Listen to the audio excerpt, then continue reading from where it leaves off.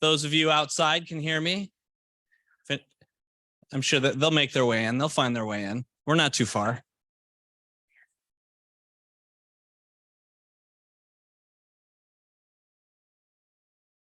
Shortly, we're going to be joined by the community in the ether on Zoom. So just give us a second to get that fired up and then we'll get started. Okay. How about that? Right on cue. Welcome, everybody. Welcome to everybody on Zoom. Thank you for joining us today. Welcome to the Seymour Marine Discovery Center. Welcome to the Humanities Institute's Deep Read Community Salon. My name is Jonathan Hicken. I'm the executive director of the Seymour Center here. And this past January, when the big storms came through our region, I was living in this little intentional off-the-grid community up by the mystery spot, kind of up in the redwoods there. And probably like many of you, we experienced some damage, and admittedly not the same level of damage as some of our community members have experienced, but nevertheless, there were some downed trees and there was some mud covering the roads. And we all banded together and we cut down those trees and we cleared the mud from the roads. And most importantly, we checked in on each other. We knocked on each other's doors and made sure that everybody was okay. And thankfully, everybody was okay.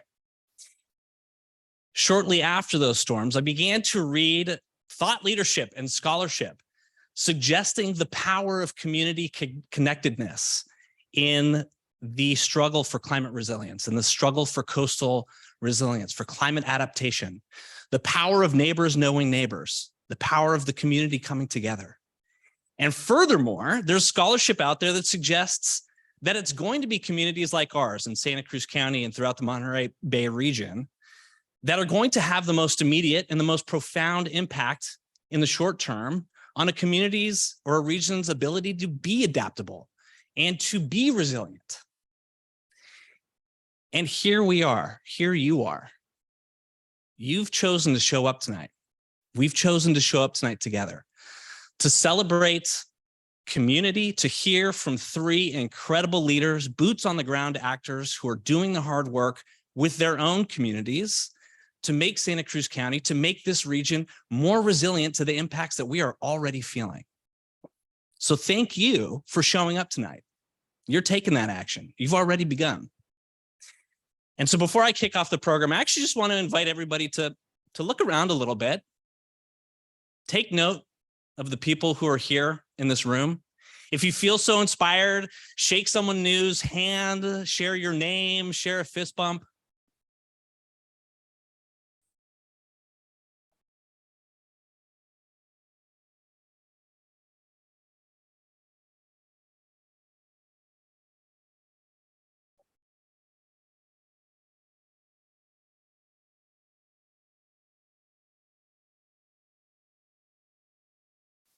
I can't tell you just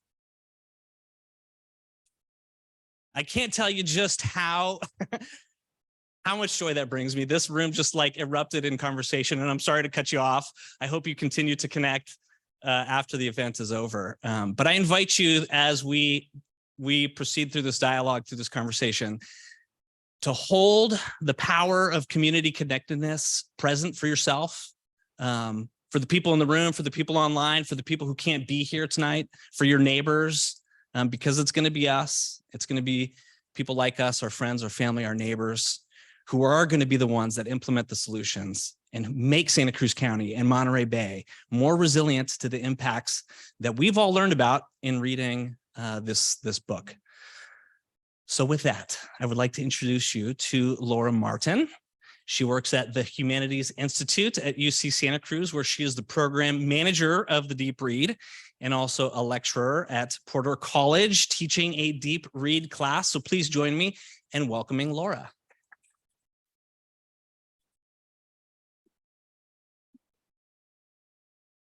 Hi, everyone. Thank you so much, Jonathan. Thanks to Jonathan and to his amazing staff for hosting us. Yay! And for being our amazing partners this year, and for setting up this room, this very chair that you're sitting in. So thank you so much. Also, thank you to our co-sponsors for tonight's event, Lookout Santa Cruz. They've been a wonderful organization to work with. And of course, to our steadfast program supporters, the Helen and Will Webster Foundation, without which we would not have a Deep Read program. So thank you very much to them as always. And thanks to all of you for being here, both you in person and those of you online. And welcome to our culminating event of the Deep Read 2023. We're very excited to cap it off with these amazing organizations and speakers that you're going to hear tonight. As I'm sure many of you know, we've had lots of engaging conversations about Elizabeth Kolbert's Under a White Sky so far at our faculty salon, and then our main event with Kolbert and Ezra Klein. If you did not catch those, we have videos on our website. So I encourage you to check those out whenever they'll be up for a while. So no rush, but they're there for you. So we're really excited to continue the conversations that we've been having about the book.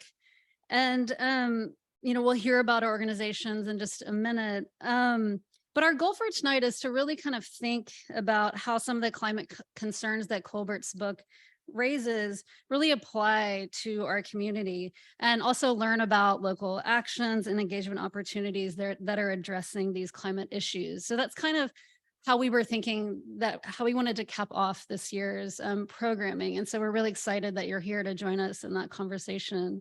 So without further ado, it's my honor to introduce Jody Beal, who will be facilitating our conversation tonight. Jody is a UCSC humanities professor who teaches journalism courses and the literature, community studies, and science communication programs. She has received both Pew and Arthur F. Burns fellowships and numerous teaching awards.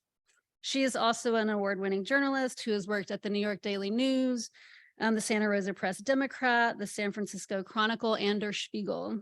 She currently serves as the Community Voices opinion editor at Lookout Santa Cruz. Jody teaches and writes about the decline of local news outlets nationally and the consequences that this decline has on our democracy. She edited the 2016 book about the Rust Belt, Right Here, Right Now. And in 2019, she published Finding Refuge in Buffalo, a multimedia project about the refugee experience in Western New York. Join me in welcoming Jody.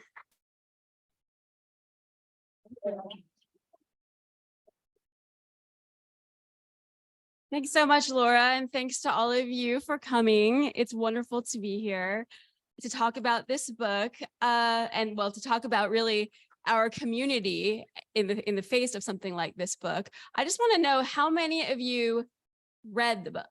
And you don't have to be ashamed that you didn't, because for those of you who didn't read it, so it's great that so many of you have read it. It puts a lot in context. For those of you who didn't read it, just to say, this is the third book that Elizabeth Kolbert has written on climate change. So I like to think of her work as a trilogy. She began as a journalist working at the New York Times as a political reporter. She was on the Metro beat. She was doing politics. And at some point in the late 90s, she started looking at reporting on climate change issues. And she then moved to the New Yorker and was writing about climate change for the New Yorker. And in 2006, put out a book, 2006, when we were just beginning to start thinking about this, right? Al Gore was trying really hard to get us to believe this was happening. And she put out a book, Notes from a Climate Catastrophe. Is that correct? Notes from a Climate, I think that's right, 2006. And saying, hey, this is happening, it's real. There's all of these signs that we are in for doomsday. And no one really, people paid attention, but it didn't have the kind of political impact that one might hope. 2014, she wrote The Sixth Extinction, which won the Pulitzer Prize. So that's a book about all the species that are going extinct in the world right now. The dinosaurs, the death of the dinosaurs, that's the fifth extinction. And so we're looking at what it means after that. And now she has this book, which really is documenting all of the things that we have done in nature to try to either control the climate or control nature, and how it's kind of gone haywire on us, and how our control of nature is causing more chaos. And so it's a really interesting package to think about. And one of the things that in some of the groups that I've been working with, I had a class, I taught a student class where we discussed the book, and we've had a faculty salon. And one of the things we've said is, what about the people? What about the frontline communities that are affected, that are not so much discussed in her book? And so tonight, that's what we want to do. We want to talk here, right here locally. What can we do right now to help mitigate this? And to talk to people on the front lines, as Laura said, who are doing it. So I think it's important to think about the book and think about what it does say and what it doesn't say, who is in it and who's left out. And the other thing is what is the message of, like, how can we deliver this message better about climate change, right? So if she is our preeminent, what I would say, narrator of the climate change story in our country, perhaps in the world, she won a Pulitzer Prize for it. And yet, we're still not doing anything globally to shift the narrative. In our country, we're not, and in the world, we're really not. And so what can we do? How do you tell the story better so people will listen? And so these are some of the questions I'm wrestling with, I'm thinking about. And I think that would be good for us locally to think about. How can we locally tell this story? What will it get to get people off their couches or off from sitting on the beach to cleaning it up, or from listening to people who are farm workers who are affected by the flooding to actually going out and doing something about it. So these are big questions we have, and I'm looking forward to hearing our panelists talk about it and to hearing your questions. So just to be clear, we will be asking you to ask your questions of our panelists as well. So with that, I just want to introduce our three panelists. I'll start in order of their presentations. I think I got this right. So Dash Dunkel is a stewardship director at Elkhorn Slough Foundation. He manages 3,600 acres of protected land, including 5 organic farms, a historic cattle ranch, and a range of habitats. Dash was lucky enough to grow up in Santa Cruz County. He later earned a BS in aquatic biology from UC Santa Barbara, an MS in natural resources and environmental management from the University of Hawaii, Manoa. That's jealous, right? He was previously conservation director at the Ventura Land Trust, and he's worked on ecological restoration projects in California, Colombia, Chile, and Hawaii. So Dash will be our first speaker. After that, we'll be hearing from Sebastian Garb. He works for Ecology Action as a program specialist. He works on electric vehicle promotion and canvassing. Sebastian programs various in-person electric vehicle outreach events in the Monterey Bay region. He provides one-to-one guidance for people purchasing electric vehicles, particularly in underserved communities, and he's a member of the DEI committee at Ecology Action. He's leading an electric vehicle canvassing effort in affordable housing complex this summer. Is that correct? This summer. And those complexes will be receiving free charging stations.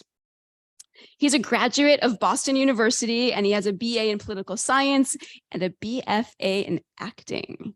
So we're going to be, he's natively fluent in English, but also French and Chinese, and he's working on his Spanish.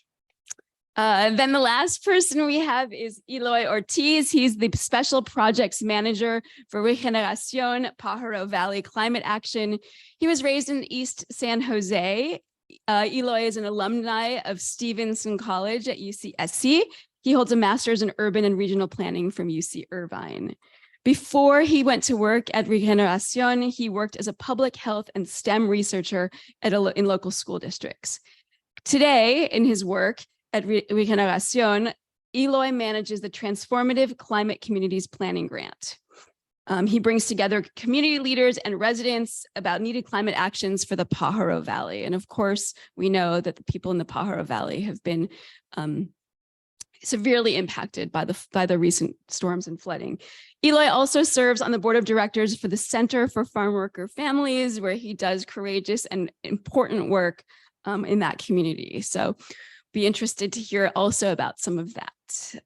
So we're really excited to have them. Welcome. And Dash, I'll have you come up as first.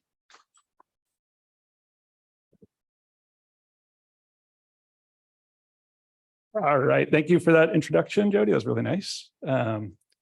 let's see, do I just hit the button here? All right. Here we are. I just wanted to start out my talk by orienting everyone because not everyone knows where the Elkhorn Slough is. Hopefully most of you do, but that's what I'm going to talk about today. This is the Monterey Bay. Santa Cruz is up on the north part of the bay, Monterey on the south, and then in the very center is Elkhorn Slough, the heart of the Monterey Bay. And so I'm going to talk about 3 different projects that we've been working on recently in Elkhorn Slough. And so, oh, thank you. Elkhorn Slough is super rich habitat, beautiful tidal estuary, the largest salt marsh south of San Francisco Bay. And if you know about it, you probably know it's got amazing diversity of bird life, right? It's kind of regionally famous for kayaking, paddling, all the marine mammals you can see there. And then, of course, the most famous, the superstar of Elkhorn Slough, the southern sea otters that live there, about 120, I think, recently. And yeah, definitely the favorite, the crowd pleaser. And so Elkhorn Slough Foundation is a nonprofit land trust. We work with partners to protect and restore the Elkhorn Slough and its watershed. And as mentioned in the introduction, we own a bunch of land in the Elkhorn Slough. And so I'm going to talk about these projects that we've done on our lands. And then I also want to just mention, of course, that this area, this whole region that we're in, was the Ohlone people lived here for thousands and thousands of years, right? And in the Elkhorn Slough in particular, it was the Ama Mutsun tribe. And, you know, this book, we talk about the technology and the power that we have over the land, and the native people here did as well. You know, they very much stewarded the land and used technology and knowledge. Problem is now with the stage that we're at, we're not really using it sustainably. We're not treating the land with the same respect, I think, maybe that they had. So the issues we're dealing with at Elkhorn Slough, and the first one I'm going to talk about is water quality. This is a huge issue locally. And this is an example. This is a farm in the hills next to the slough, and you can see all that dirty water kind of along the edge of the slough. That's runoff from this farm after a rainstorm. And you know, when humans came and cleared the landscape of the plants and trees that were there for farming, we exposed it to rainstorms in the winter. These are extremely erodible soils. And this is that same farm there. You can see the erosion that happens after a rainstorm. So this is a problem. The even worse problem is now with climate change, these same storms are getting more intense. We're seeing more extreme weather. You know, this is in 2016, the last El Nino. We're coming up to another El Nino now. We saw huge amounts of erosion. And, you know, and it wasn't just like the slough that suffered from this erosion, from this human mismanagement of the landscape. You also saw critical, you know, transportation infrastructure damaged. The downstream effects of clearing the native vegetation, you know, leads to all kinds of problems. And so luckily in this case, Elkhorn Slough Foundation was able to acquire that property. And what we did is we shrunk the farm footprint to a sustainable size into the flat areas of the farm and worked on restoring the upper slopes, the steep slopes where a lot of the erosion happens. This way we can still have economic activity, but protect it for the long term. And so, you know, with the help from community members, people come out, help us plant, this case planting willows, you know, we're able to get a lot of great restoration work done. And this is a more recent photo after a few years of Elkhorn Slough Foundation management of the land. This was after a big rainstorm, and we saw virtually no erosion or runoff from that property. It was a really great success story. And I think this is one of these rare cases where you can have both like adaptation to the climate as well as mitigation. So by restoring these slopes to this native vegetation, we're sequestering carbon in the soils and in the plants that are growing there. We're increasing habitat for the plants and animals. We're reducing that runoff. And all this leads to resiliency, which is going to be a really key thing for our landscape with climate change. We need resilient landscapes that can deal with these climate extremes. So another project I'm going to talk about, and I'm going to cover a lot in a short amount of time, so I'm sorry, I can talk more later maybe. But this is with our tidal wetland program and my colleague Monique Fountain. Here you see the habitats in the slough in 1870, and then more recently in 2000. And the big changes were you have a railroad now punching through the middle of the slough, and then you had the harbor mouth opening, Army Corps engineers in the 1960s. Both those and a host of other human factors have led to the loss of about half of the salt marsh. And then now with climate change and sea level rise, we're predicted to potentially lose most of that salt marsh.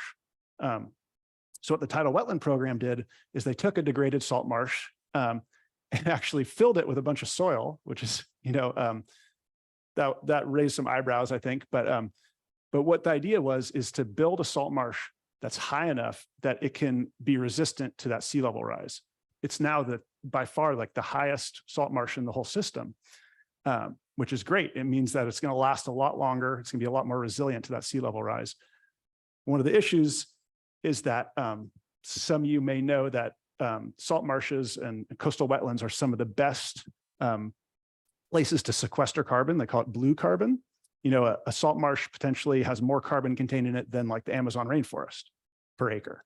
So the problem is when you build it really high, you're not getting that carbon sequestration process started for a while. And so we have this trade-off between building a salt marsh right now that's going to help pull carbon out of the atmosphere right now versus one that's going to be sustainable for the long term. And it's an issue that we have a lot of great scientists working on still right now, figuring out how we can jumpstart that carbon sequestration. And then the final project I wanted to just touch on here was this really great property that has a bunch of really interesting plants and animals on it, and including several endangered plants, the Yaden's rain orchid and Monterey spineflower. And so as part of the process of acquiring this property, we were required to remove eucalyptus to protect the habitats there. So you can see eucalyptus is in the pink in this map here. And eucalyptus is a non-native weed, basically, giant weed, 150-foot tall weed, but from Australia that invades some of these habitats and is damaging to the endangered plants there. It also increases fire danger, uses a lot of water. So we have good reasons just to create a resilient landscape to remove eucalyptus, or by removing eucalyptus. And so in this case we did, and we're left with giant piles of logs. Normally in a project like this, you might chip the wood and spread it on site as wood chips, or maybe you try and truck it off to like a firewood dealer, because there's not really any use for eucalyptus wood, right? This is one of these, like in the book, the Asian carp. This was a species brought in by humans that ended up escaping and having all these unanticipated impacts. And, people have tried to create a market for it, like trying to create a market for the Asian carp meat. But in this case, there's not really much you can do with the eucalyptus wood. You can't build stuff with it. So what we did actually was we ended up working with a contractor and getting this machine called a carbonator. It's one of, I think, 5 or 6 in the whole world. This is an ancient technology. It creates charcoal, but very new way to do it with this machine. And so basically what you're doing is you're able to take all that wood and the carbon stored in that wood and capture it. Because if you chipped it or did these other things, burned it for firewood, right, all that carbon goes into the atmosphere, contributes to climate change. So we were able to get this machine and turn all of that eucalyptus into charcoal. So you've captured the carbon. And then now what we're working on is we're actually going to take that charcoal, mix it with compost, and apply it to some of the organic farmland that we protect. And it has all these potentially great benefits to the farmer, to the crops they grow, to the soils, but it also keeps that carbon in the ground and out of the atmosphere. So that's a really exciting prospect we have. The other thing we're going to do actually involves these bagged lettuce plants. I don't know, probably not many people have seen them. I've been lucky enough to tour one before, but in Salinas, right, the lettuce bowl of the world, or the US anyway, they have these giant plants that produce the bagged lettuce you would go buy in the store, triple washed lettuce. That requires a lot of water. And so our idea is to, and currently that water can't be reused. It's just sent out, it's treated at the sewage treatment plant and sent into the ocean. Our idea is we're going to try and use the charcoal as a carbon filter to filter that water and then be able to put it into what's called the purple pipe system. It's basically a reclaimed water system for irrigation on these same farms, sometimes where the lettuce was grown. And it's in these areas by the coast near Castroville.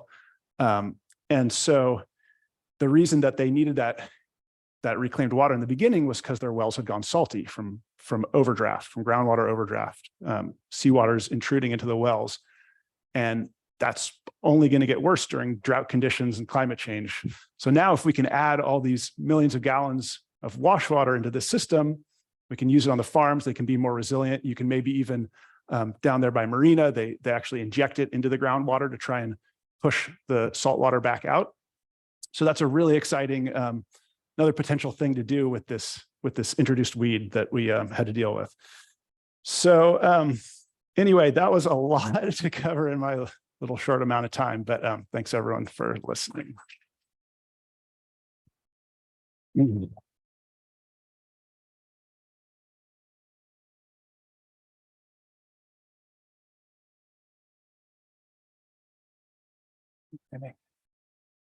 Okay, that's a good timing too.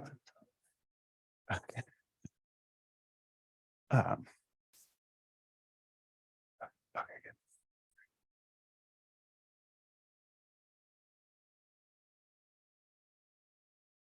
Hello.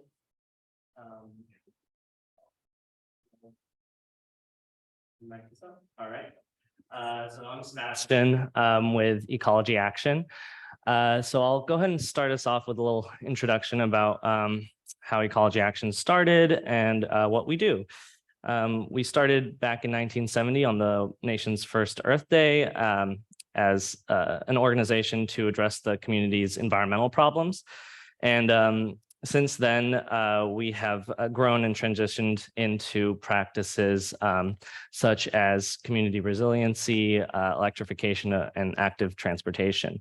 But we started out as a recycling program and helped develop the county's first curbside recycling program.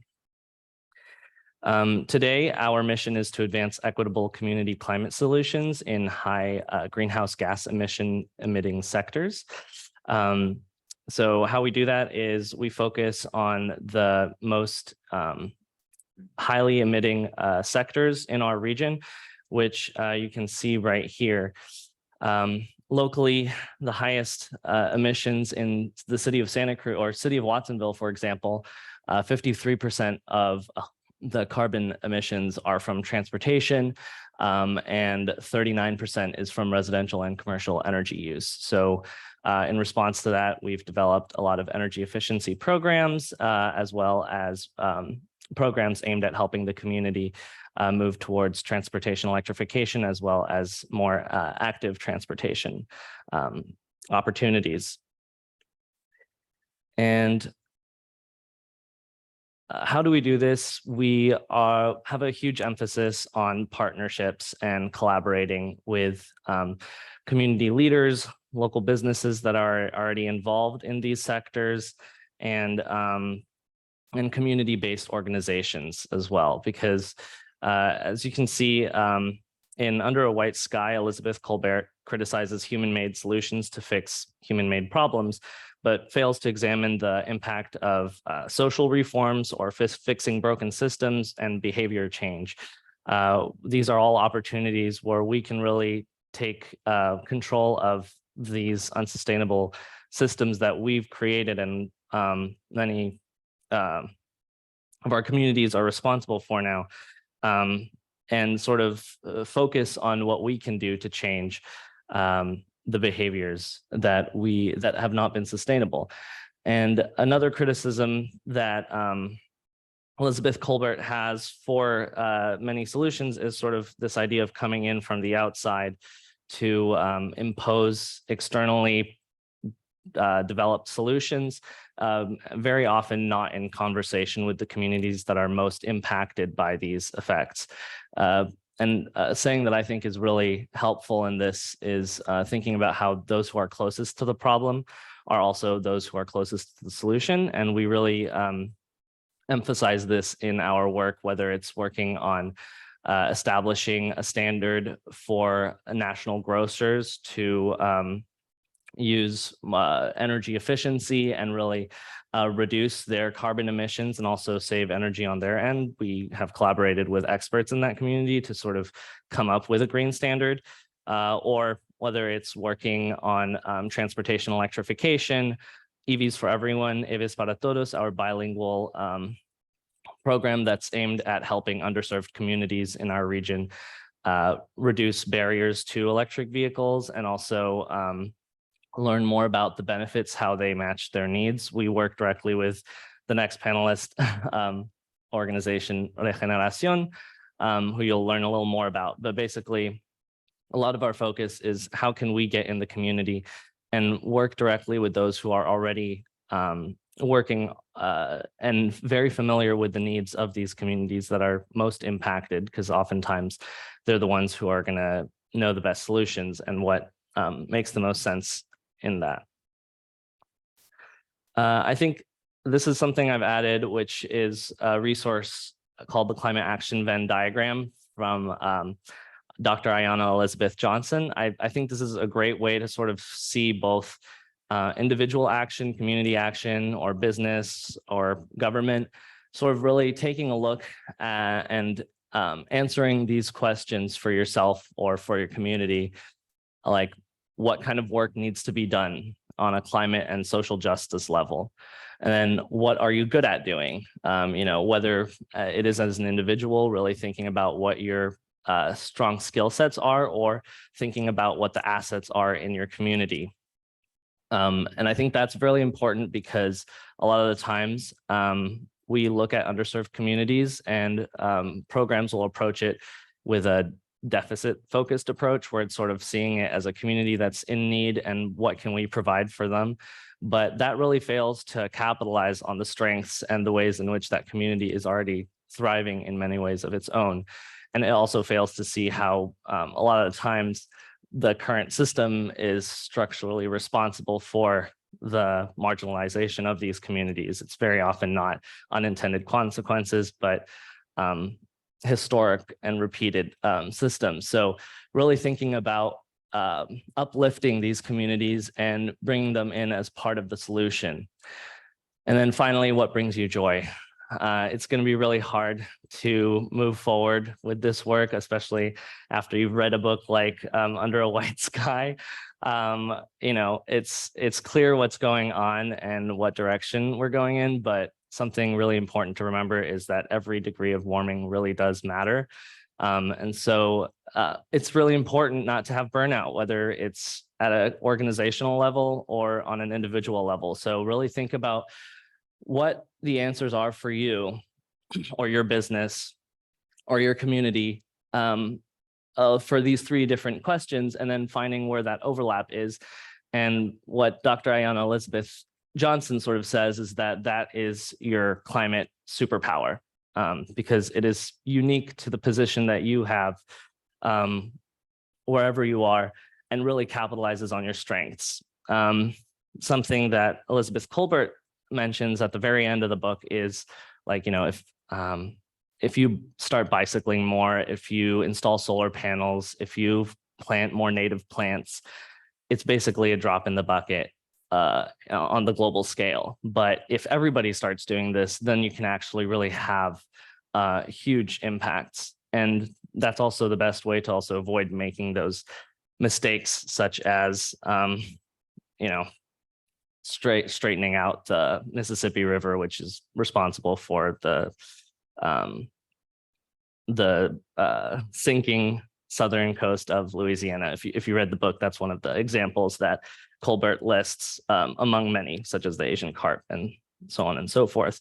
Also, something that Ecology Action is working on too is actively exploring ways that we can increase funding and leadership alignment behind ambitious strategies that will accelerate Santa Cruz County's transition to carbon neutrality. And this is really important because, like I mentioned, a lot of these issues come from systems that are structurally ingrained in our society and our lifestyles. So both individual action and systemic change needs to happen.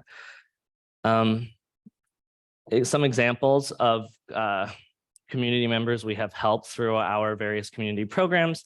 These are just testimonials showing you from whether it's our e-bike zero interest and voucher program to help folks start commuting using active transportation, or for folks who need a car to be able to get access to an electric vehicle, and also benefit from the incentives that are available for underserved communities and lower income folks, where that economic barrier can really be prohibitive at this time. So really emphasizing how these individual actions on their own can't have as large of an effect as if you are amplifying these voices and really sharing with your own network, whether that's Regeneración, Community Bridges, or your family and friends. And here are some resources to help you take action. Ecology Action is trying to be here, really focus on our strengths, looking at, okay, we are emitting a lot in energy and transportation. What can people do? And what can we do to facilitate these changes, whether it's on a systems level or really enhancing and facilitating the ripple effect among individual actions. So you can see Resilient Central Coast. Each of our counties on the Central Coast now has a resilient page. So there's Resilient Santa Cruz. If this is where you live, I encourage you to go on there. If you want to sign up for the Bright Action platform, that'll sort of help. It'll ask you a series of questions, and you can really hone in on, based on your lifestyle, what are the highest impact changes that you can make. And also, it gives you plenty of tools and resources to be a community leader yourself. A lot of underserved communities oftentimes don't have the time or resources. So really making this available and lowering all those barriers to action can make a huge difference, and social norming and all these other things. We also have EVs for everyone. We can help folks could get connected to incentives.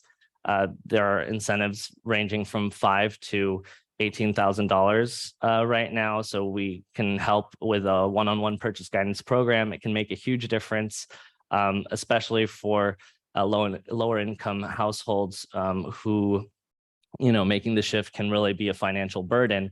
And so connecting them to these programs can make a huge difference, whether it's getting a used or new EV or plug-in hybrid. And then we also have Modo, which is focused on active transportation, again, focused on community. We help you figure out what your bicycle commute might look like. We can get you connected to e-bike rebates. We do bike repair workshops, and we do these awesome group commutes, as well as host Bike Month. So it's really about finding those community members that get you excited about making these changes, because information overload is never going to help anybody take action. It's really about finding what excites you and drives you and capitalizing on that, and then sharing in your own network. And then finally, if anybody has a business here, there is the California Green Business Network. You can sign up for their upcoming fall challenge right here. And that'll get you connected to a lot of benefits. And you're joining a larger community of local businesses that really do care about making an impact and taking climate action. And yeah, thank you very much for your time.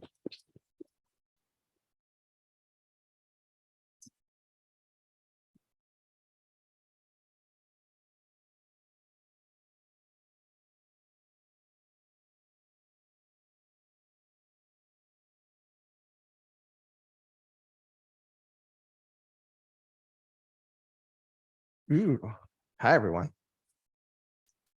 Hey, exciting.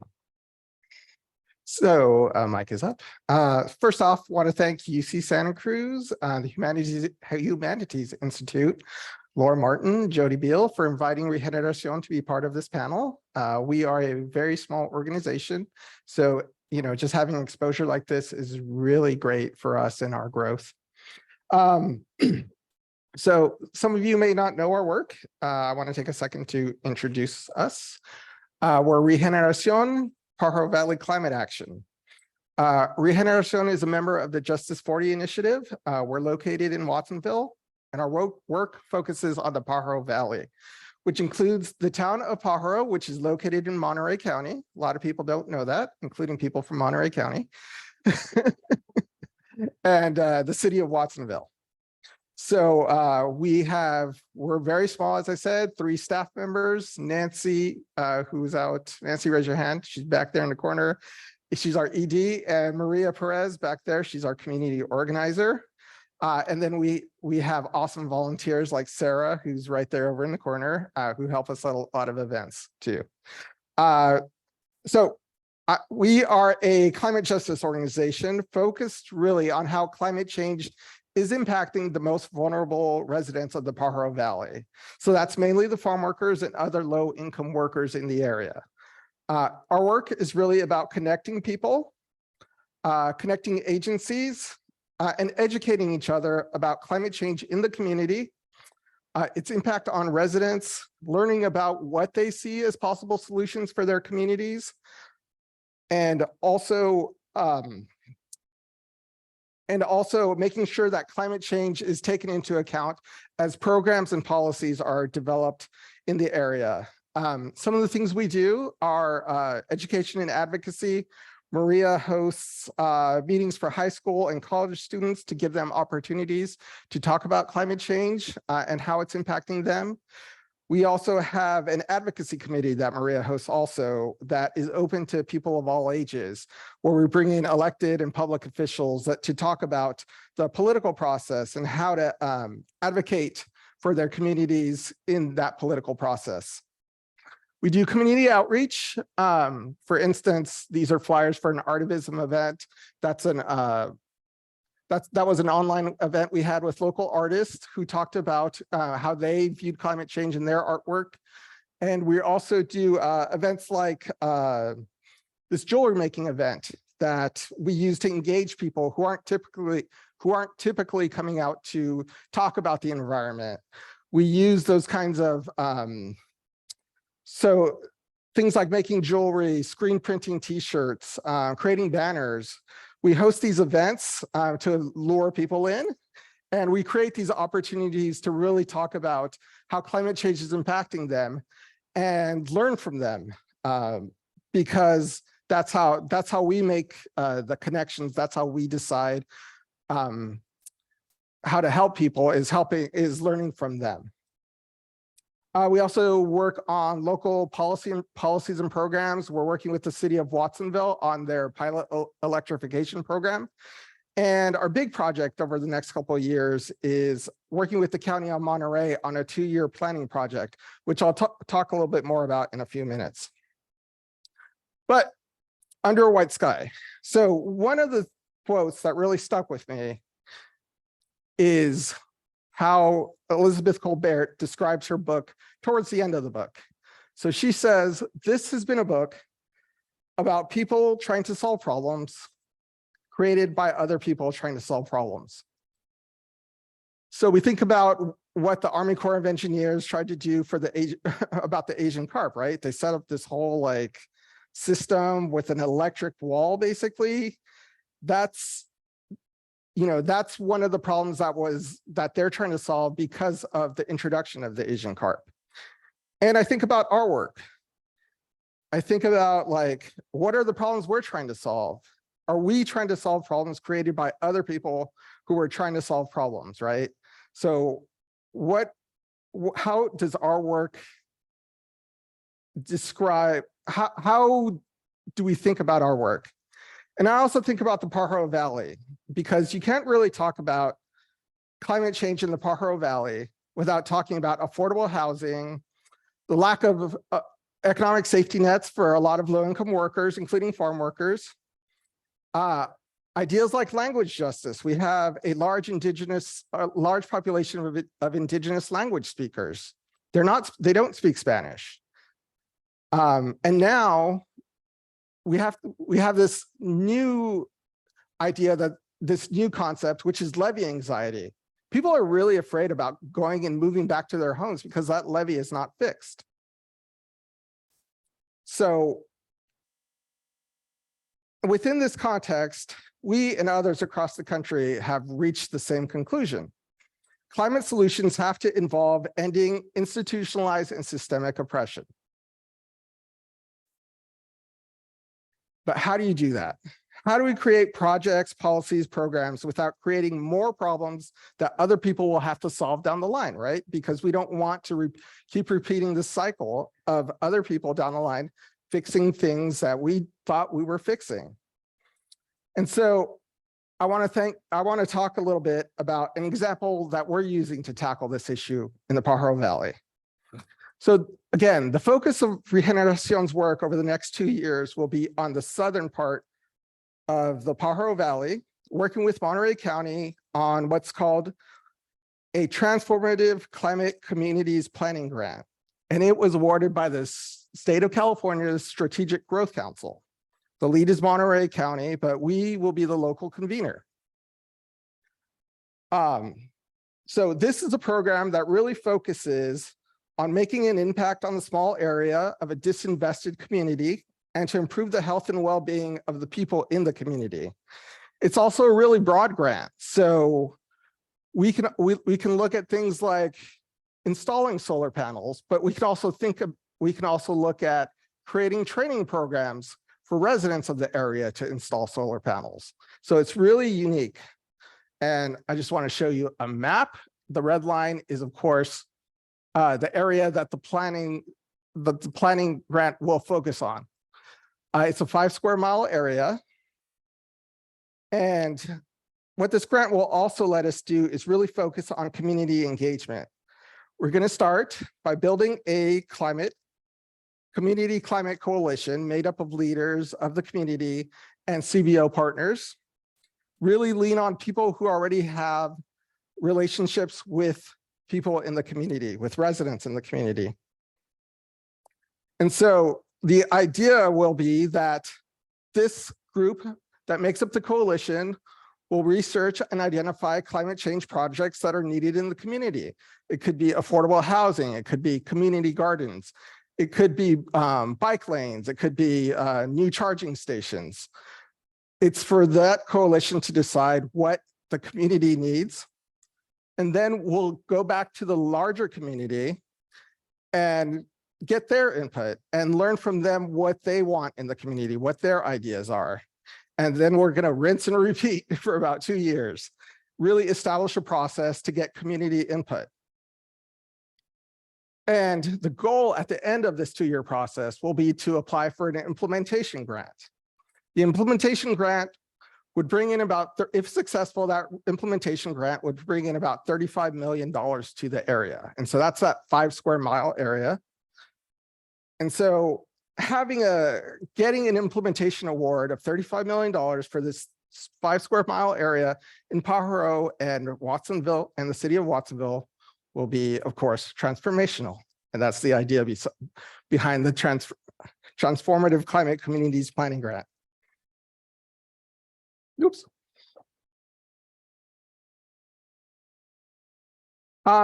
We also hope that by starting this process, by engaging the larger group of residents in the area, that they'll be able to participate in civic engagement and be able to advocate for themselves. And so, this is the type of things that happen in Pajaro after the levy. These are the things that people are facing. This was a flooded home on the left. It's still under construction. The person that was living in that home on the left is still not back in her home. And on the right, this was taken on a walk to Pajaro that I wrote about in Lookout. And if you go to look at Pajaro now, the streets are clean.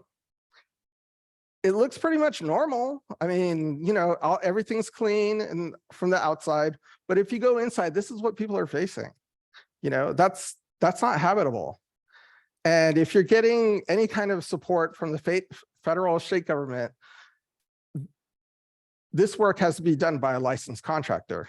And there's not a lot of licensed contractors in the area that are going to be available. There's just a lot of there's a lot of need for them. So it's going to be difficult to get people out there.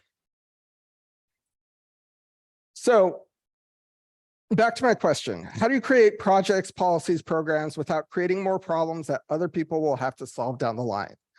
And one way to do that is to engage the community, to really find out what they need and give them opportunities and the knowledge and the agency and the support for them to make decisions to help themselves. And that's what we're trying to do at Regeneración in our daily work and in this Transformative Climate Communities Planning Grant. So throughout her book, Colbert leans on experts and scientists, but she also sprinkles in a few quotes about making changes, like this one. She quotes from The Leopard.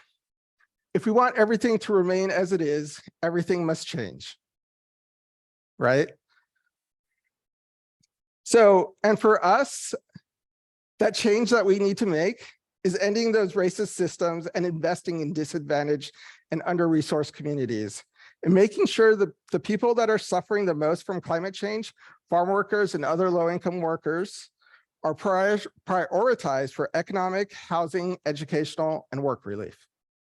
Thank you.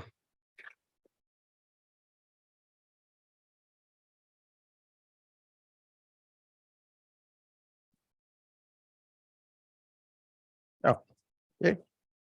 Thank you so much, all of you. That has left me with a lot of questions. I have about 10 questions for each person who spoke. I'm sure you do too. I'm going to start and ask a few things, and then I'm going to open it up for all of you to talk about what's on your minds and what you're thinking about. So that's just a warning for you. So, and actually, I think that I'm going to ask this first question slightly differently to each of you, given what you talked about. And so I do want to go back and talk a little bit about the Asian carp, the poisonous toads, and the dimming of the sky, right? These problems that we've created, and now we're trying to solve them. And I think I'll start with you, Dash, because you gave us this very eloquent and interesting and thought-provoking slideshow of examples of problems that are here and ways that we're solving them. And the way that you were solving them here seems very rosy and optimistic.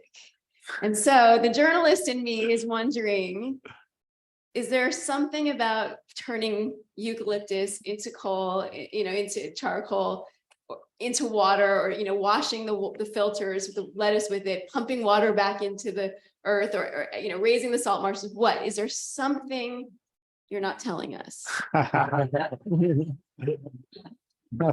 This is your gotcha moment, huh? It seems all too good to me. No, I mean, I think what's too good to be true is the idea that that's having some drastic impact. Those are small scale things. That's not going to solve climate change for us by any respect. So yeah, I think there's always trade-offs. All these projects involved heavy machinery that was burning diesel fuel, and yeah, contributing to climate change, even though on balance, I think they're all going to be positive long term. We're not doing any long term, it's not going to be a problem that we're then going to have to solve, of the water being pushed back into the earth, or changing the level of I don't think everything is like a zero-sum game. There's some things that are positive. Yes. That's good. And I mean, despite the book, one wouldn't think that, right? Yeah. I mean, I think, if we look at our global system, it's pretty easy for these little small actions to just seem insignificant, but they are significant locally. And I do think we're making progress in some areas, obviously failing in others. So yeah, I do think there are things that are unmitigated goods, though, that we can do. Okay, definitely. That's good to know. And then Sebastian, can you talk a little bit about, are there unintended consequences that you're seeing in the work that you're doing of things that we've put into place that now have unintended consequences locally? Yeah, that's a great question. I think I'm maybe a little too young to have seen the whole cycle already, but I mean, I can definitely, for EVs, for example, it's definitely a very frequent conversation that we have where there's concern around how the battery is sourced, what the effects are on, climate change of producing an electric vehicle and then transitioning over to that. And, there are a lot of different reassurances around that fact, but what it comes down to is that there are long-term things that we're working on. There are negative effects of mining batteries the way we currently mine them. But also, we have an active transportation program, right? Where we're really pushing for true like zero emission and sustainable forms of transportation like biking. But that's not going to be possible in the current infrastructure for farm workers or rural areas that just don't have access to these bike lanes that we are also getting involved in and working on implementing through our planning program. So, what it comes down to is that there is this sense of urgency, especially in the communities that we're working in, because they are being directly impacted, like the levee breach, by climate disasters. So how can we provide the greatest access right now to tools to increase resiliency, like getting an EV? There are direct community benefits.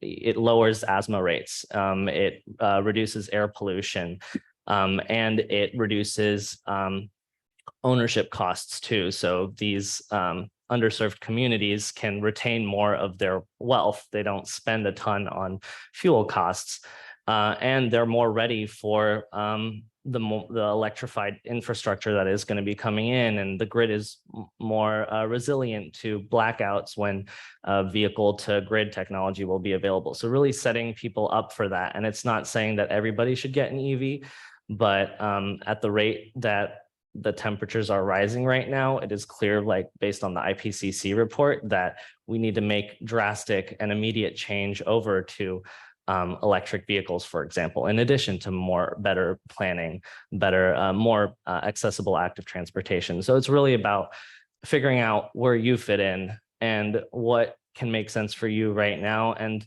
unfortunately, there will be unintended consequences. I think from reading this book, humans aren't perfect.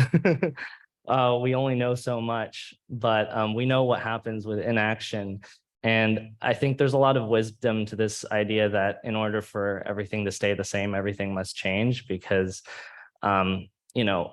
it's not like indigenous populations before colonizers arrived were doing nothing and just like living in some sort of like Eden.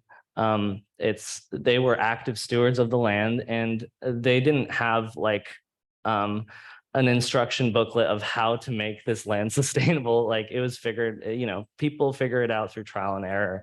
And the more we know, we sort of have to actively maintain this ecosystem and make it more sustainable in order for us to thrive. And I think what Ecology Action is interested in is how can we make sure that adaptation and resiliency happens at an equitable rate. So that way we're not increasing the already existing social and environmental injustices. Well, Eloy, it's your turn. A little bit the same question. I mean, you spoke really eloquently about wanting to prevent that and thinking about not causing problems for the future. But what about now? What are you seeing in the communities? What are the unintended consequences of interventions that you're seeing now? I feel like it's not really unintended consequences. It's consequences of disinvestment. It's consequences of not wanting to give our attention to what's happening to people in the Pajaro Valley and people in Watsonville. not really wanting to pay attention to the lives of farm workers because it's uncomfortable, right? It's uncomfortable for people. It's uncomfortable for me. Anne is here. She runs the Center for Farm Worker Families. And, we do, I told her, I think today, or no, yesterday, she sent me a message. And I said, I'd really like something about advocating for the farm workers. And I said, I'd really like the farm workers to advocate for themselves. And it's just very difficult. These are folks that aren't used to speaking up for themselves. They, they grew up in communities where they were unwanted, and now they're living in communities where they're unwanted. So it's a difficult situation. And I just come at this from basically thinking, I don't want people to starve. I don't think people should starve. And so just going back to your question, again, I just don't think they're unintended consequences. They're consequences of negligence, of not wanting to shine a light to acknowledge what is happening to people in this community.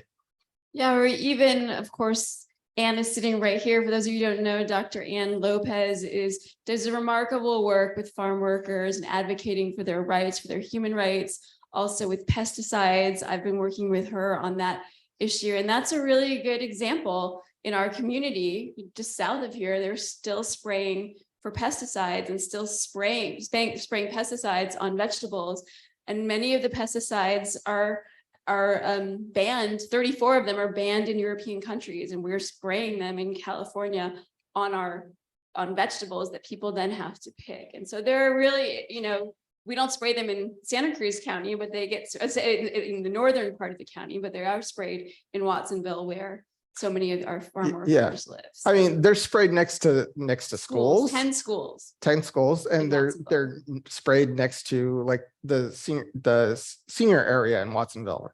Yeah. So there are real effects there. Mhm. And the work that Anne does is really, really tremendous and should be called out locally for a forum like this. We really should. So we actually should give her a little round of applause. Incredible work. If you don't know about it, you should look into it. I wanted to ask the three of you, and then we'll open it up to everyone else. So a lot of people feel locally like, what can I do, right? That's part of this, is what can I do? What should I do now? What would have the most impact? So if you could think about that, what would be maybe each of you, three actions, or, very simplistically, that you would say the public should take? Want to start? Anyone who wants to? You were first time. I don't know. Whoever wants to start. I mean, didn't Elizabeth Colbert couldn't answer this I know. question herself, right? So there. Well, she was, yes, that's right. But, I think maybe they asked only for one. What should we do now? And she didn't answer a lot of questions. Is there anything that you think here, like, what should we do? Is there something that you could say, yes, do this, take action? Yeah, I mean, ecology action is all centered around taking action. So like my EA response would be go to Bright Action, go to Resilient Central Coast and sign up for that, because, everything you do is having an impact, and it's really about having an impact on a collective scale. So, not to be like a broken record, but it's thinking about what are your own superpowers? What place do you find yourself? Are you benefiting from the current systems that are in place? What changes can you make that we are making available to reduce the emissions you're contributing with your lifestyle? How can you help those who don't have time to make their voices heard in our current systems and government, and help amplify those voices? A lot of, like you said, farm workers don't have the historical enfranchisement to defend their schools and their senior centers from the pollution. Well, if you find yourself with a little extra time, a little extra availability and enfranchisement, then maybe use your voice, use your power to further those causes. So I think it's really different for everybody, and that's why it's so hard for somebody like Elizabeth Colbert to say, this is what you got to do. Because in the end, it's about, we see in the book that there's no silver bullet, because if you're aiming for a silver bullet, then you're just going to make things a lot worse. like dimming the sun. But it's really if everybody is taking action, and think about who in your life can you help activate: yourself, your family members, your friends, your coworkers. Where do you have a voice, and really amplify that? I think just one thing that struck me and we talked about it as an organization, is how few people are making decisions, these decisions about possibly dimming the sun. Like how many people are on that group, on that committee, on that email? So I think really expanding your horizons, again, connecting with different communities, really trying to build that momentum as a community, because we're not going to do a lot on our individually in our own silos on our own. But, we really have to build some momentum around climate change and climate actions as a community. So really connecting with people across different areas of the county, of the region. Really, I showed you those pictures, and those pictures, I got by meeting somebody and going into their home, them trusting us. And yeah, it was a part of my job, but it was also like approaching them as a person, right? So really trying to make connections with people who are in different situations than yourselves. And I think just all of you showing up tonight, that's something already, right? Just coming, being here, showing that you care and thinking about what kind of action you might take. That's already a first step. Yeah, those are great answers. And I think one thing I'd like to highlight is there are kind of overlapping crises. And as you mentioned, her previous book was about the sixth extinction, right? So there's a biodiversity crisis that's very correlated with the climate crisis, but is different. And so I think that is one area where everyone can make a difference locally, because, one of the slides I showed had these endangered plants. Well, they only live in like 10 places locally, so that's an area where you can actually have a demonstrable impact. And so I think, not everyone has a yard or owns property, but if you do, I would highly recommend plant native plants, ones local to this area, not even California native in general, because there's hyper-specific things here that only exist here that are so special because they're here. And you can do things, like a rain garden where you capture rain. I mean, you can do things locally that can really have an impact on that other crisis, that we also have to deal with. That's a great answer. Does anyone have a question in the audience? Sure you do. Yes. I have a We microphone. have a microphone. Okay. The first person's always the bravest.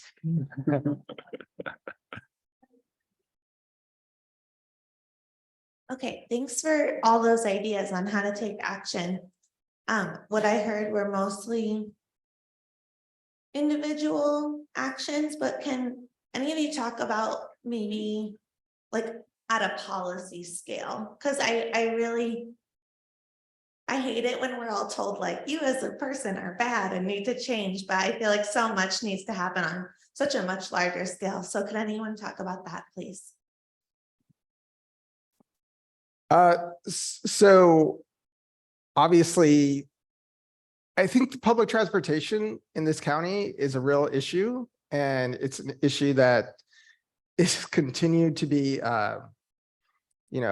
fought over, that the whole rail and trail issue. And we've been working with Metro on a project connecting with residents of Watsonville, and Metro is looking at configuring their routes in a different way. But it's definitely, it's public transportation. Sebastian showed that cars and other automobiles and trucks are the biggest greenhouse gas producer in this county.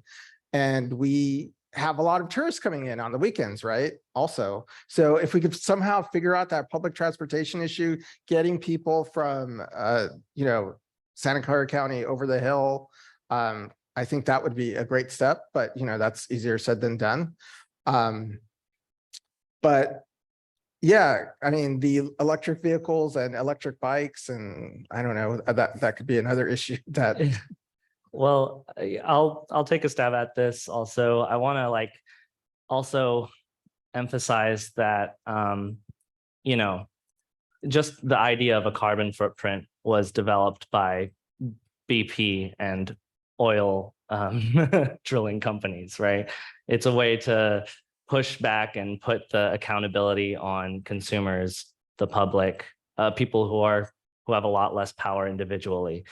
So it's not signing up for Bright Action on Resilient Central Coast isn't sort of this idea of putting the blame on us. It's really thinking about every action we can take, because unfortunately, a lot of these issues are systemic, and it's really hard to give a call to action for systemic changes because inherently they aren't our individual fault. It is collective policies, governments, corporations.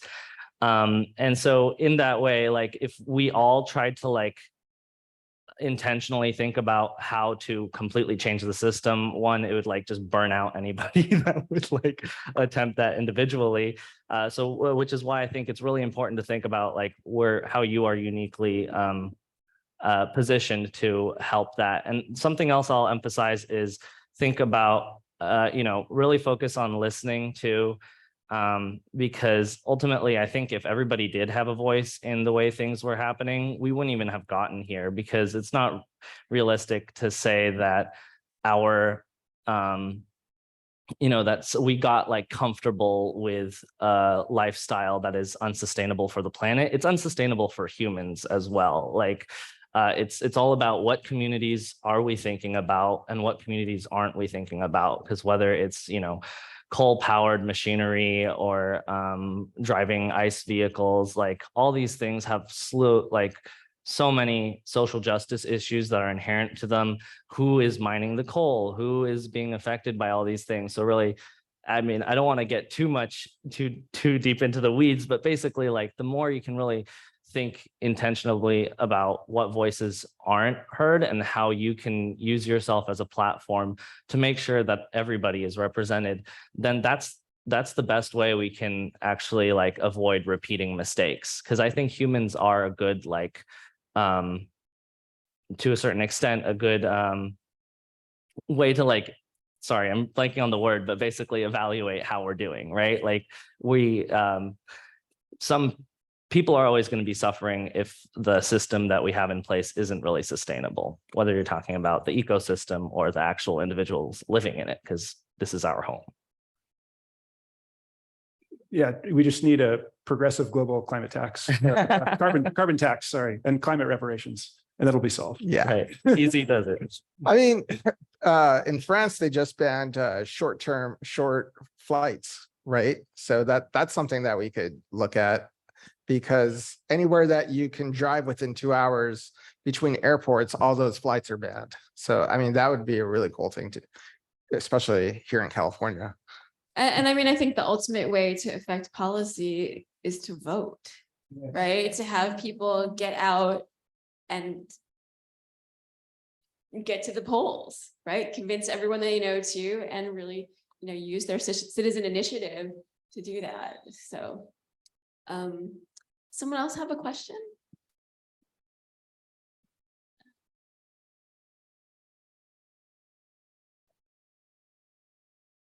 Pardon me if I ask a rhetorical question, but I'll do it anyways. Is there a website or newsletter resource in our county that publicizes the educational activities, information about legislation, and the volunteer activities of every environmental entity in the county?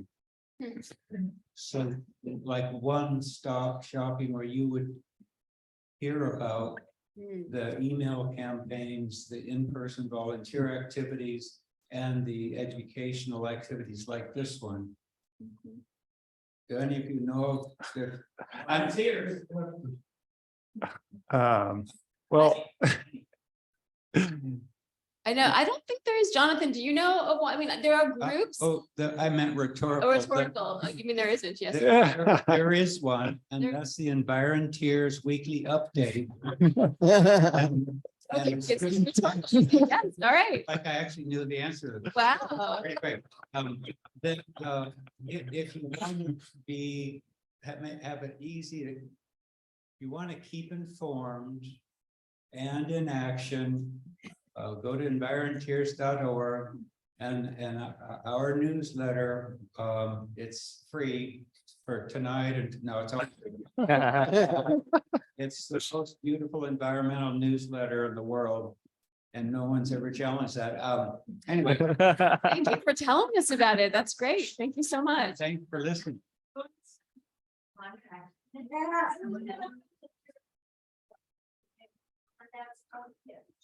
Thank you. And Pauline Seals, community calendar. Do we have another question? Yeah. Maybe non-rhetorical, rhetorical or non? I haven't quite formulated this question, so let me just kind of talk it out. You're talking about voices in the community that are not heard. And I'm also thinking about the continuity of that voice. Right now, we have specific age groups, specific geographical areas, very important to focus on, but I'm thinking of the continuity that needs to go forward from how do people, excuse me, how do people first make that connection to what needs to be preserved? How do young children, how do educational programs or alternatives allow the next generation to find joy in an environment that then they're really invested in saving and supporting? I'm thinking of Elkhorn Slough primarily, but there is a trickle-down effect as people become advocates for what they love and cherish. And I believe that children who can have a deep connection with nature and this individual species, they're not something other, they're part of our world, but really part of who we are, if we really take a long view. What kinds of programs do you have that would also engage or support or subsidize education with very effective nature connection programs to create that? I could see it starting with Elkhorn Slough. I could see it trickling down to young people who grow up to be advocates for a cleaner environment, for social justice. I think that's very important and should not be that voice. Those voices need to be heard. So I'm just questioning if you've thought about that or could incorporate that into your programs. Yeah, definitely. Well, so I actually went on a field trip to Elkhorn Slough in second grade, and it did have a profound effect on me, I guess. And so, yeah, we do have a robust education program, and actually one of our former education program. What was your title, Ariel? Yes. Yes. I think they're up to 10,000 kids a year. Yeah. So 10,000 kids a year come through the slough, and they get to do all this amazing stuff. And the thing that really hooked me when I was a kid, which they still do, is they go and grab a sample from the slough of just some dirty looking water, and then you bring it to the microscope room and you look at it under a microscope, and it like blows your mind of what you see in there. So, but I do think that's a really important point, is like, some people, if they don't have a connection to nature or just don't see themselves as part of nature, then they're kind of like, what's the big deal? Like, I'll stay in my air conditioning and play video games or do whatever, and it's all outside. So yeah, I don't know exactly how you do that, but I think these educational programs, bringing school kids and providing, we had a bus fund to pay for school districts that couldn't pay for their buses. We'd pay for their buses to bring the kids out and get this amazing programming from all these really smart people and scientists at the slough. So yeah. Well, I would also just say, we'll let the other two answer too, but I cannot believe the tremendous activism in youth around climate. Like, it is astonishing. There are regularly walkouts at high schools of students, following Greta Thunberg, right?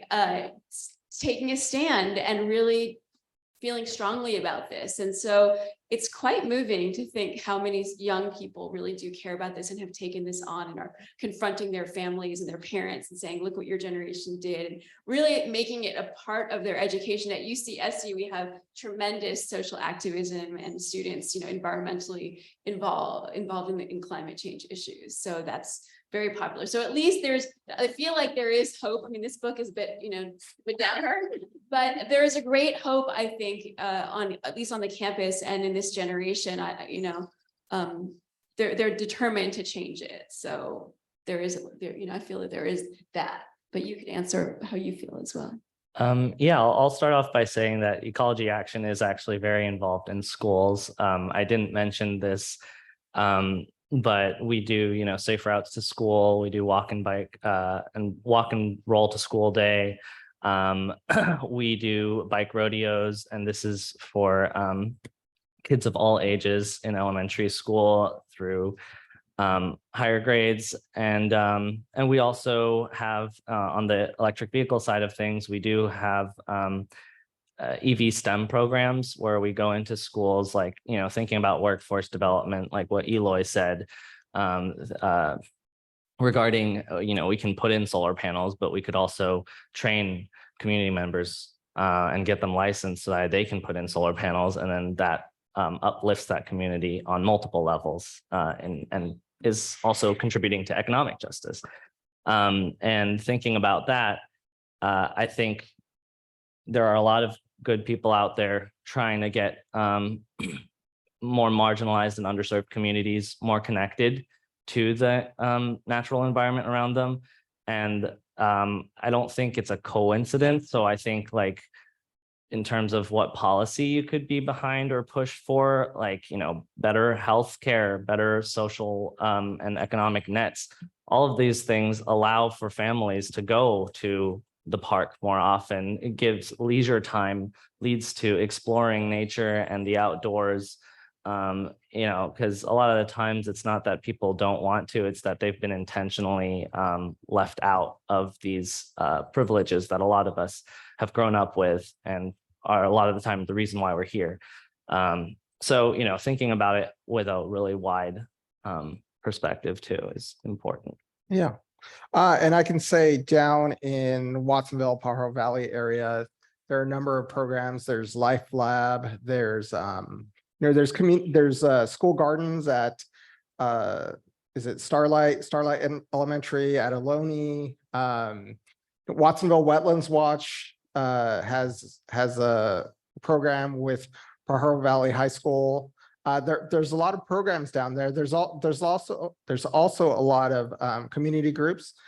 Francisco and a hoodie back there, he's with Friends of State Parks, and they're looking at getting farm workers and other people who aren't really visiting state parks, providing transportation. Friends of County Parks is also doing that too. So there are a lot of programs that are focusing on that area and have realized that people really need to be connected. One thing that people in North County may or may not be aware of is that there's not a really safe way for people that live in Watsonville to get to the beach, to the nearest beach. There's a road, Beach Street, but it is dangerous. Like you do not want to be on there. There's no bus route that goes out to the beach. So you have a whole entire city of people. The city's as big as Santa Cruz in terms of population, who are not accessing the beach out there. People are, it's just, I don't know how I can say it. It's just kind of a different world that in order to know that, you have to spend time there. Yeah.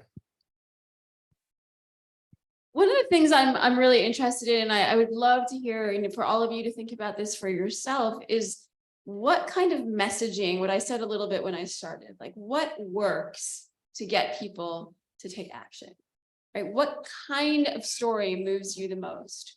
What makes you think, yes, this matters? Like, what is it going to take for us to tell the story of climate change better so that the world does listen, so that we do take action. And so I guess I'm wondering for you, what would be a better way to tell the message? Is there anything that you can think of in the work that you do that would provide better messaging than what we're seeing currently? Sorry, hard question. Yeah, it's a hard question. Yeah, I mean, I think one important thing, a few years back, someone gave me a sheet of paper that had I think it's called Water Words That Work. And it's basically like a way of taking sort of jargon, that people maybe in science communities or different communities, we get into our little jargon, our special words that mean a lot to us, but don't necessarily mean a lot to the larger public. And so I think that's one thing I've tried to do is, think about what are words that are sort of meaningful to me, but what are words that are actually more powerful for more people. And I think talking about carbon pollution is something that's really bad. When we say carbon emissions, that just sounds kind of odd and weird. And so there are, I think, direct ways that you can talk about these things that are more powerful in the language that you use. Is that going to change a bunch of people's mind? I mean, little by little, maybe. I think if we frame it differently, and I think people like clean air, they like clean water, they like whatever trees. There's things that you could talk about that are good and that most people would agree on. And I think the way you do talk about it does matter a lot. But I don't have the perfect message. Maybe we have to use cute little sea otters. Yeah, they are to deliver the message. Our best spokes animals. Sea otters. Yeah, tough question.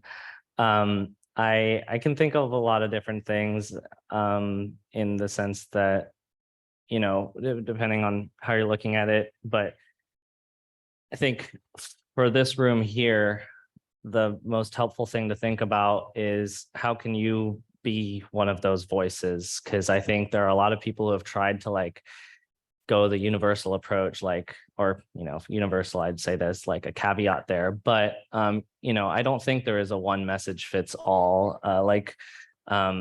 Dash mentioned, people do like clean air, people do like clean water, people like their beach, people like trees.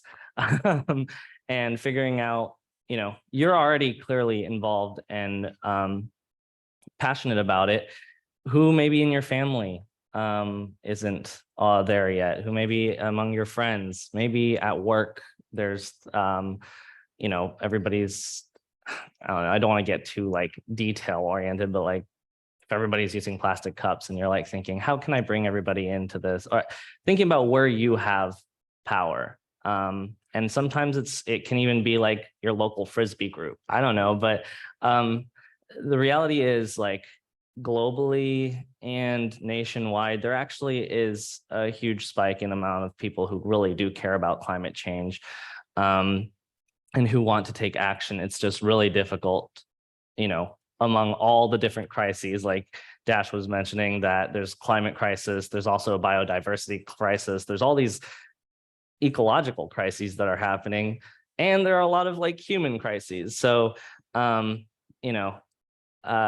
example, Dr. Ayanna Elizabeth Johnson, she made this awesome climate action Venn diagram. She does a lot more than just that. She's a marine biologist and she's very involved, but she's also a Black woman. And something she mentioned was that, if we're able to lighten the burden of racism, then there are more Black people like me, like Elizabeth Taylor Johnson, who can spend less energy working on just existing and actually following their passions and taking this action. So, I think for this room, what that means is thinking about what networks do you have and who can you, what maybe it's amplifying your own voice in that community that really cares about you or that you really care about, and then finding ways to share with others who don't find that voice yet. So I'm going to steal your answer that you gave at the faculty salon. So I really think that providing opportunities for different people to tell their stories, Jody has been a really great supporter of different voices and Lookout. She even let me write a piece for them. And I told what I thought was a very unique story from, you know, a walk that Nancy, who's back there, and I took through to Pajaro, where we just it was about 4 days after they had lifted the evacuation order, and it was just insane. It was just it felt like a free-for-all. And I haven't seen anywhere else any stories like that about what was going on there. So just giving people opportunities to tell stories and getting those stories out to a mainstream audience where they can really see how different people are impacted by climate change. I think that would be a really good start. Hi, I wanted to pick up on what Dash was talking about in terms of language and how important language can be in framing our perception and how we understand the world around us. And, you know, a lot of the language sometimes that we even use for talking about conservation is framed in economics and capitalism and seeing the world as a resource. And I just want to share one example. This was from an event that I went to recently with another UCSC alumnus and filmmaker who was talking about being involved in an Indigenous organization that he's founding in San Francisco. And he said something very simple, which really stuck with me. And it was a slight change in language. And he said, you know, we're an Indigenous organization. That means we're a responsibility-based organization, not a rights-based organization. And just that slight change of thinking of us as humans as taking responsibility for the world around us and each other, rather than having a right to the land or a right to use it or take from it, I thought was really profound. So I just want to share that. Yeah, that's really lovely. And again, one of the things that I had said at the faculty salon is I find for me, the most effective messengers are the people affected. And that's a little bit what Eloy was talking about and what I think is so important in community dialogues to be promoting. And some of the stuff that I have tried to put out in Lookout is the same thing. And what we try to talk about at UCSC is the people impacted by events. And I think for me reading this book, I missed that a little bit in the book.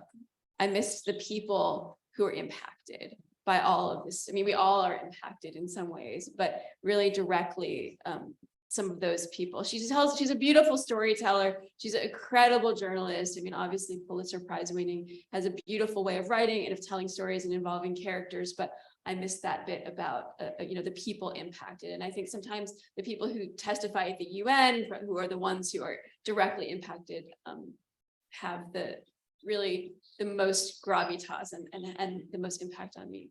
I think I saw someone's hand up. For one more. Okay, yeah, I thought I saw someone's hand. Yeah, I actually wanted to throw into the conversation about how to talk about things is to really frame the situation in terms of opportunity.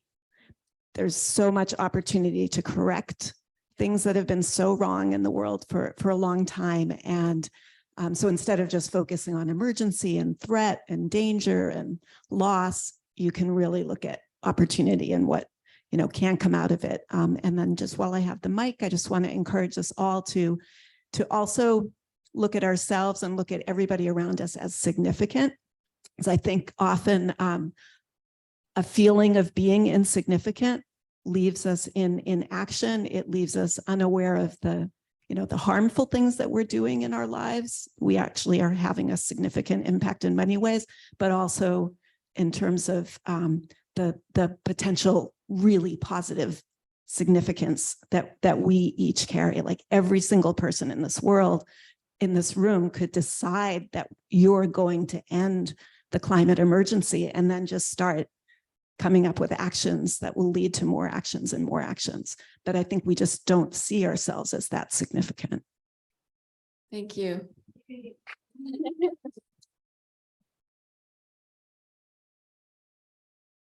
Well, thank you we're out of time. Is that correct, Laura? Yeah.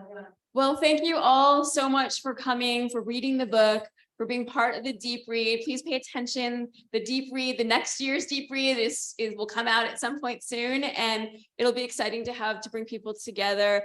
I really think it's important, campus and community, to be doing this kind of thing, to have this input from, to attend the faculty salon and the other salons that incorporate this. We did an alumni salon on this book, and of course the big event having Elizabeth Colbert come to campus with Ezra Klein. So keep thinking about these issues. I think if our community can come together and find ways to bring smart people in a room together to talk about this, maybe we will, and to each of us feel empowered, maybe we'll move a little bit more in this community of ours. And, just again, thank you so much for coming and participating in the Deep Read.